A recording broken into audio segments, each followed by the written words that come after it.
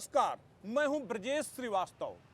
बात जब वर्चस्व की आती है, वर्चस्व की सियासत, वर्चस्व की जरायम और वर्चस्व के प्रभाव की आती है, तो अपने आप उत्तर प्रदेश की सियासत के कई चेहरे आपकी आंखों के सामने तैरने लगते हैं, जिनका उभार भले ही अपराध की बुनियाद पर हुआ हो, लेकिन उन्होंने देखते ही देखते सियासत की पगडंडियों पर सरपट दौड़ना शुरू कर दिया और सियासत में अपने लिए एक नया फलसफा लिख लिया।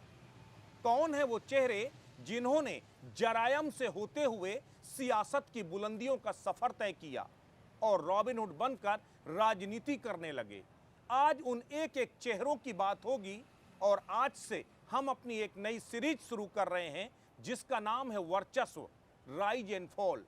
इसमें हम आपको सिलसिलेवार तरीके से ऐसे ही जराइम से सियासत का सफर तय करने वाले एक एक माननीय की कहानी बताएंगे। राजा रानी के किस्से और कहानियां।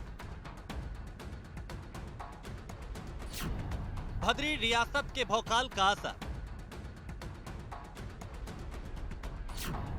किसी के लिए रॉबिनहुड तो किसी के लिए विलेन। क्या है तालाब के मगरमच्छों का राज? डीएसपी हत्याकांड का पूरा सच क्या है? सियासत के दबंग राजा की जिंदगी के उलझे पहलुओं की पड़ताल। जिनके इशारे पर कभी चलती और बनती थी सरकार, वो अपनों से ही क्यों गए हार?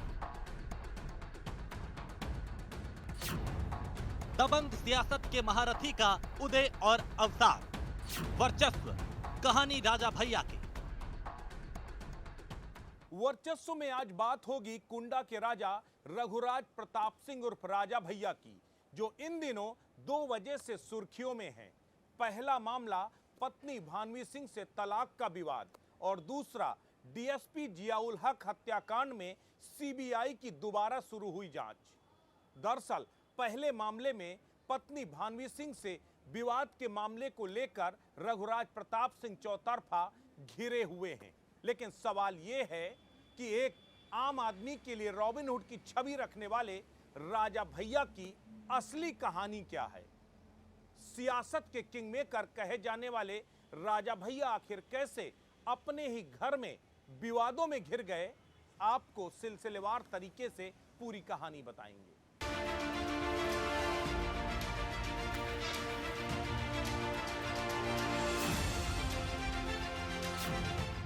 राजा और रानी की कहानी। बेवफा कौन, राजा या रानी? तलाक की दहलीज पर पहुंचा रिश्ता। कहानी राजा भैया की। सार्वजनिक जीवन में हनक और दबंगई के पर्याय राजा भैया अपने ही घर में घिरे हुए हैं। रिश्तों में तलखी घुली तो ऐसे ऐसे खुलासे होने शुरू हो गए जिनके बारे में ना तो किसी ने सोचा था, ना ही कभी कल्पना की थी। लेकिन कहते हैं कि अगर घर के अंदर की बात बाहर आ जाए तो फजीहत भी ज्यादा होती है। कुछ ऐसा ही राजा के कुनबे के साथ हो रहा है। राजा भैया ने तलाक की अर्जी दायर की तो भानवी सिंह ने तलाक से इनकार कर दिया। कोर्ट कचहरी में घर का मामला गूंजा तो रिश्तों की मर्यादा को तार तार करने वाले खुलासे भी होने शुरू हो गए और हालात यहां तक पहुंच गए कि इस विवाद में पिता और पुत्र भी आमने सामने आ गए। 17 अक्टूबर को भानवी सिंह दिल्ली के साकेत कोर्ट पहुंची थी। इस दौरान उनके साथ राजा भैया के पिता उदय प्रताप सिंह भी मौजूद थे। भानवी सिंह ने राजा भैया से गुजारा भत्ता मांगा है। बताया जा रहा है कि यह रकम 10 लाख रुपए प्रति महीने है। दिल्ली की फैमिली कोर्ट में दायर अर्जी में भानवी सिंह ने राजा भैया की लग्जरी लाइफस्टाइल की दलील दी और राजा भैया की तरह उन्हें भी आलीशान कोठी और लाइफस्टाइल की मांग की। दरअसल ये पूरा विवाद तब सार्वजनिक हुआ था जब इसी साल फरवरी के महीने में राजा भैया की पत्नी भानवी सिंह और उनके भाई अक्षय प्रताप सिंह के बीच विवाद हुआ। भानवी ने अक्षय प्रताप सिंह के खिलाफ ईओडब्ल्यू में वित्तीय अनियमितता को लेकर मामला दर्ज कराया। राजा भैया की पत्नी और भाई अक्षय प्रताप सिंह मिलकर एक कंपनी चला रहे थे। भानवी का आरोप है कि अक्षय प्रताप ने उनसे फर्जी साइन कराए और कंपनी के ज्यादातर शेयर हथिया लिए। इनमें कर्मचारियों पर गड़बड़ी और भ्रष्टाचार का आरोप लगा था। इस विवाद में राजा भैया ने पत्नी का साथ नहीं दिया, बल्कि भाई अक्षय प्रताप सिंह के पक्ष में खड़े नजर आए। राजा भैया पर भानवी ने मारपीट से लेकर दूसरी महिलाओं से नाजायज रिश्ते होने तक का आरोप लगाया, जिसके बाद राजा भैया ने भानवी सिंह से तलाक की अर्जी कोर्ट में दाखिल की। भानवी सिंह का ताल्लुक बस्ती राजघराने से है। बस्ती के राजा के छोटे बेटे कुंवर रवि प्रताप सिंह की बेटी हैं। इनकी पढ़ाई लिखाई बस्ती और लखनऊ से हुई। राजा भैया से इनकी शादी 1995 में हुई। राजा भैया और भानवी सिंह के 2 बेटे और बेटियां भी हैं। यानी राजा बनाम रानी की इस कहानी का अंजाम क्या होगा ये तय होना अभी बाकी है, लेकिन इस विवाद के जरिए राजा भैया को लेकर उनकी पत्नी के आरोप बेहद सनसनीखेज हैं। इस मामले में एक ट्विस्ट तब और आ गया जब भानवी ने अपनी बहन साध्वी सिंह से राजा भैया के अवैध संबंध होने के आरोप लगा दिए, जिसके बाद साध्वी सिंह ने भी पलटवार करते हुए अपने पति से भानवी सिंह के अवैध संबंध होने के आरोप लगाए। कुल मिलाकर परिवार के विवाद में परतें भद्री राजघराने की उखड़ रही हैं और राजा भैया के समूचे सियासी जीवन के लिए ये बेहद मुश्किल वक्त है। लेकिन इसके बाद भी राजा भैया की इसे लेकर चुप्पी साधे हुए हैं, क्योंकि हर मुश्किल से उभर कर बाहर आना राजा भैया को अच्छी तरह आता है। ये बात वो अपने राजनीतिक करियर में कई दफे साबित भी कर चुके हैं। तो क्या है राजा भैया का अब तक का सफर, बताएंगे। आप बने रहिए न्यूज़ 1 इंडिया के साथ। राजा भैया एक ऐसा नाम जिसकी शख्सियत जगह और समय के हिसाब से हमेशा बदलती रही। यूं तो इस देश में राजे, रजवाड़े और रियासतें खत्म हो गईं, लेकिन प्रतापगढ़ की जनता के लिए रघुराज प्रताप सिंह हमेशा से एक राजा की तरह रहे। इस इलाके में केवल इन्हीं के परिवार की तूती बोलती रही।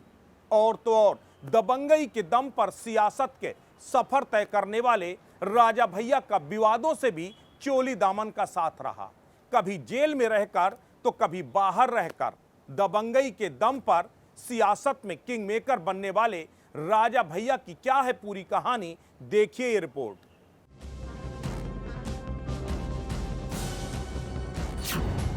भद्री सियासत का इतिहास, राजा भैया की दबंग सियासत, विवादों के भी रहे राजा, नहीं भूले खानदानी विरासत।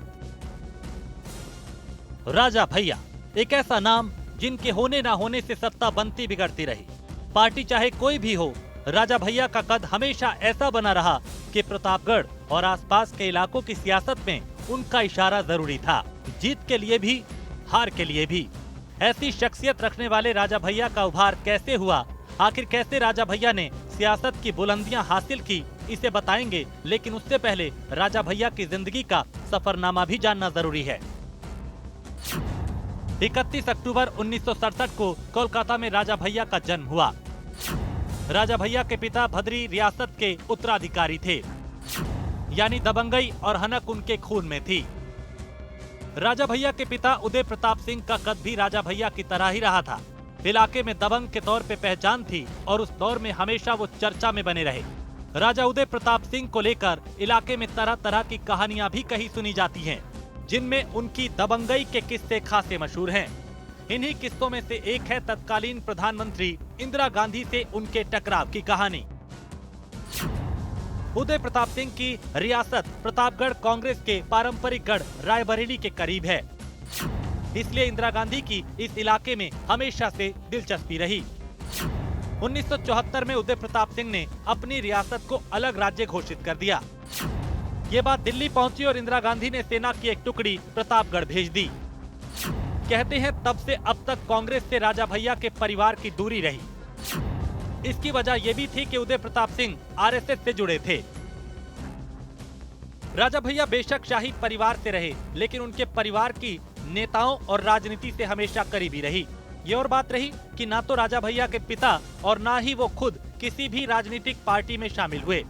कहते हैं राजा भैया का पूरा परिवार देवराहा बाबा का बहुत बड़ा भक्त था। राजा भैया के पैदा होने की भविष्यवाणी देवराहा बाबा ने ही की थी।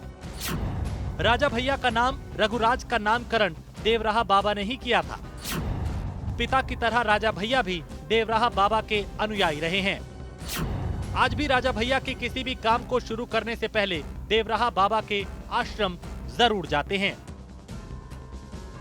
राजा भैया की पढ़ाई लिखाई तब के इलाहाबाद और आज के प्रयागराज से हुई। लखनऊ यूनिवर्सिटी से ग्रेजुएशन की। घुड़सवारी और निशानेबाजी का शौक के लिए भी जाने जाते हैं राजा भैया। सियासत के इस बाहुबली का एक और बड़ा शौक है एयरक्राफ्ट उड़ाना। कहते हैं एक बार प्लेन उड़ाते हुए वो बाल बाल बचे थे। जाहिर है शाही परिवार से ताल्लुक रखने वाले राजा भैया के शौक भी शाही ही होंगे, लेकिन राजा भैया अपने शौक से ज्यादा अपनी दबंगई से चर्चा में रहे। सियासत में जैसे जैसे राजा भैया ने आगे बढ़ना शुरू किया, उनके ऊपर आपराधिक मामले भी बढ़ते चले गए। राजा भैया उन नेताओं में शुमार हैं जिन्होंने जेल के अंदर और बाहर रहते हुए सियासत में अपनी धमक बनाए रखी। राजा भैया के सियासी जीवन की बात करें तो इसकी शुरुआत होती है साल 1993 से। 1993 में राजा भैया ने प्रतापगढ़ की कुंडा सीट से निर्दलीय चुनाव लड़ा। उस वक्त कुंडा सीट पर कांग्रेस के नियाज हसल का दबदबा था। नियाज कुंडा सीट पर 6 बार विधायक रह चुके थे। 26 साल के राजा भैया ने न केवल नियाज को चुनौती दी बल्कि जीत भी हासिल की। राजा भैया बीजेपी और सपा सरकार में मंत्री भी बने। पहली बार कल्याण सिंह की सरकार में मंत्री बने। 1999 में एक बार फिर बीजेपी सरकार में उन्हें मंत्री बनाया गया। 1999 में कैबिनेट में शामिल होने के बाद राजा भैया राजनाथ सिंह के बेहद करीब आ गए और आज भी उन्हें राजनाथ सिंह का करीबी माना जाता है। हालांकि निर्दलीय ही चुनाव लड़ते आ रहे राजा भैया के कदरदान दूसरी पार्टियों में भी रहे हैं। 2004 में यूपी में मुलायम सिंह की सरकार बनी। मुलायम सिंह ने राजा भैया को कैबिनेट मंत्री बनाया। ये वो दौर था जब राजा भैया का सियासी कद काफी ज्यादा बढ़ गया, लेकिन इसके साथ ही आपराधिक मामलों के आरोप भी बढ़ रहे थे। राजा भैया ने सियासत और दबंगई में ऐसा संतुलन साधा कि हर पार्टी के चहेते बने रहे, लेकिन साल 2007 में यूपी की सत्ता में मायावती के आने के बाद राजा भैया के लिए मुश्किलें बढ़नी शुरू हो गयी। ये बात और है कि पहले भी राजा भैया कई बार अलग अलग मामलों में जेल में रहे, लेकिन मायावती की सरकार के दौरान उनके लिए मुश्किलें कुछ ज्यादा ही हो गयी। 2010 में मायावती सरकार के दौरान राजा भैया एक बार फिर जेल गए। इस बार उन पर पंचायत चुनाव में उम्मीदवार को धमकाने का आरोप था। 2011 में राजा भैया जेल से बाहर आए। 2012 में अखिलेश यादव की सरकार में मंत्री बने।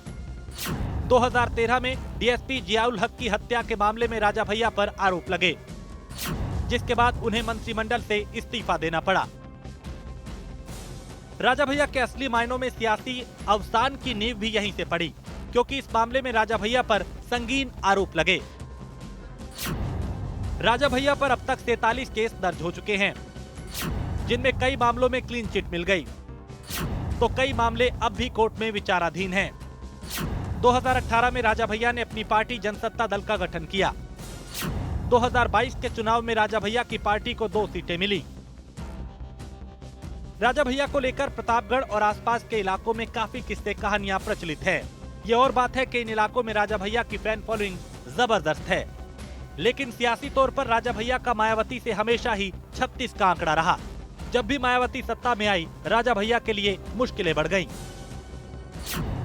साल 2002 में बीएसपी और बीजेपी के गठबंधन की सरकार बनी। इस दौरान राजा भैया पर झांसी के पूर्व विधायक पूरन सिंह बुंदेला के अपहरण का आरोप लगा। राजा भैया पर पोटा के तहत कार्रवाई भी हुई। उन्हें करीब 2.5 साल जेल में रहना पड़ा। इस दौरान उनकी बेंती कोठी में छापेमारी की गई। अफवाहें उड़ी कि आंगन में बने तालाब में नरकंकाल और हथियार मिले हैं। अफवाहें तो यहाँ तक हैं कि राजा भैया ने अपने तालाब में मगरमच्छ पाल रखे हैं और वो अपने दुश्मनों को मौत देने के लिए उन्हें वो इसी तालाब में डाल देते हैं। हालांकि आज तक इस बात की पुष्टि कभी नहीं हो पाई। कहते हैं एक बार पूर्व प्रधानमंत्री चंद्रशेखर से राजा भैया मिलने पहुंचे थे। इस दौरान वहां लालू यादव भी मौजूद थे। जब चंद्रशेखर ने राजा भैया का परिचय कराया तो लालू ने अपने अंदाज में पूछा कि क्या सही में मगरमच्छ पाले हैं। ये सवाल सुनते ही राजा भैया हंसने लगे। राजनीति का ये किस्सा बेशक मजाक हो, लेकिन इस तरह के विवादित कई सवाल राजा भैया से आज भी जुड़े हुए हैं। आगे बताएंगे कि क्या था जियाउल हक हत्याकांड का मामला, जिसमें एक बार फिर राजा भैया की मुश्किलें बढ़ती नजर आ रही हैं। आप बने रहिए न्यूज़ वन इंडिया के साथ।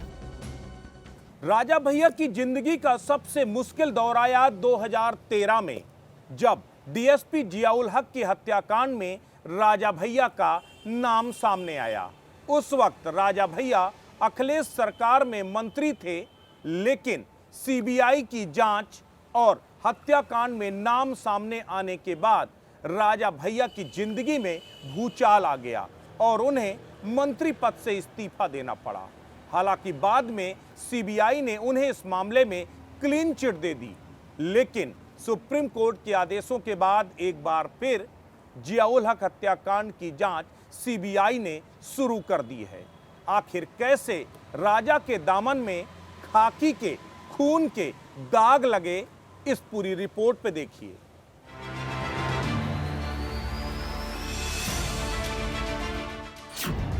बाहर निकला 10 साल पुराना जिन, राजा भैया का मुश्किल वक्त वापस लौटा। डीएसपी हत्याकांड में क्या है राजा भैया की भूमिका?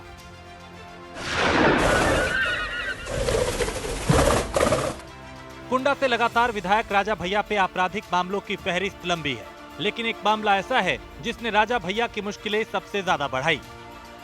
ये एक ऐसा केस है जिससे जब भी राजा भैया को लगता है कि पीछा छूट गया, दोबारा वापस से केस मुश्किलें बढ़ाने लगता है।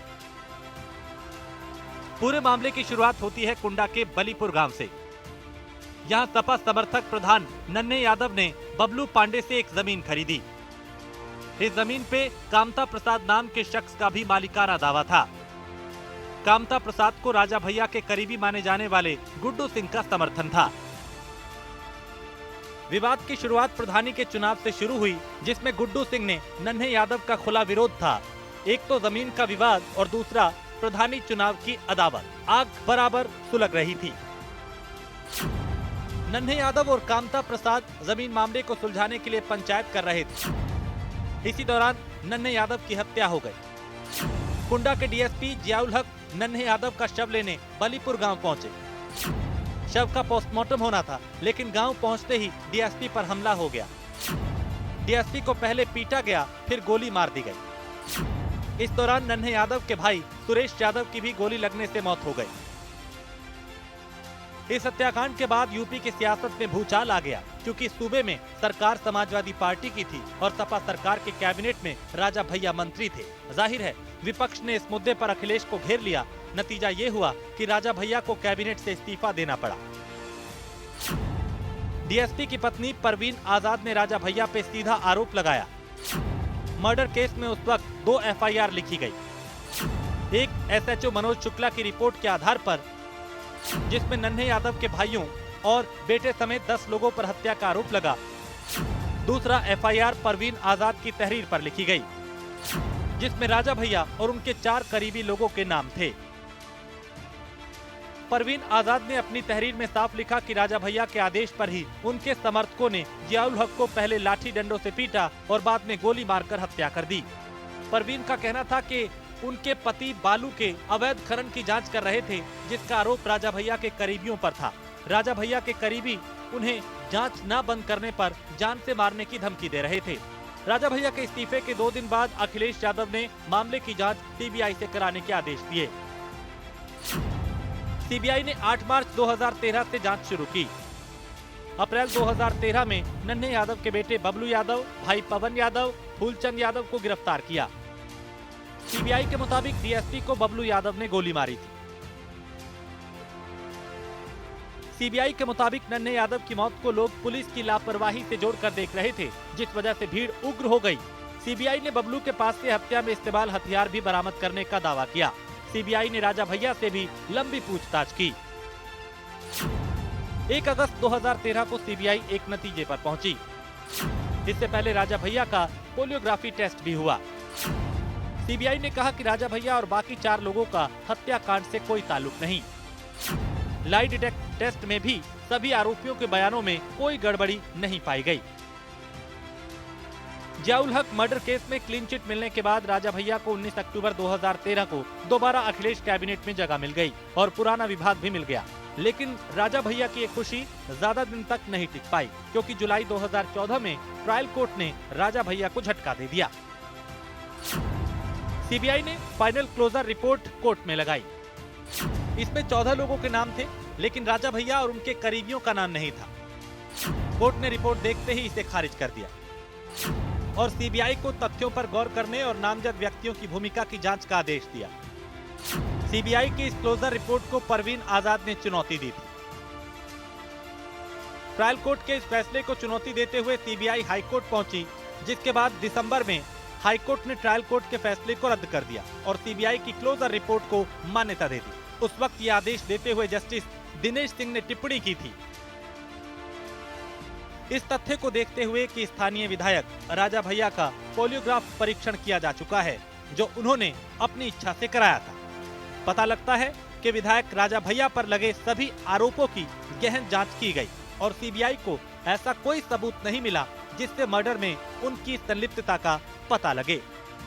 इस अदालत ने पाया कि ट्रायल कोर्ट का आदेश कानून की दृष्टि से टिकने वाला नहीं है। ये तथ्यों और कानून पर आधारित नहीं है, बल्कि मजिस्ट्रेट की धारणाओं पर आधारित लगता है। साल 2022 में आए हाईकोर्ट के इस फैसले को डीएसपी की पत्नी परवीन आजाद ने सुप्रीम कोर्ट में चुनौती दी। यहाँ परवीन आजाद ने सवाल उठाया कि पुलिस टीम ने उनके पति को अकेले कैसे छोड़ दिया और इतनी भीड़ में अन्य पुलिसकर्मी को चोटें क्यों नहीं आई। मामले को सुनने के बाद सुप्रीम कोर्ट ने सीबीआई को दोबारा इस मामले में राजा भैया की भूमिका की जांच करने का आदेश दिया और 3 महीने में मामले की जांच कर सुप्रीम कोर्ट में रिपोर्ट पेश करने को कहा। फिलहाल सुप्रीम आदेश के बाद सीबीआई की टीम प्रतापगढ़ पहुंच चुकी है और जांच दोबारा की जा रही है।